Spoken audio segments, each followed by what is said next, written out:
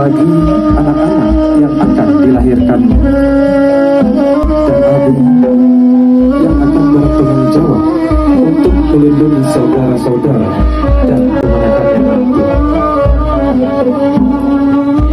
Saudara perempuan yang mengiringi, sambil bertetua, silakan mandikan anak tersayang. Nah,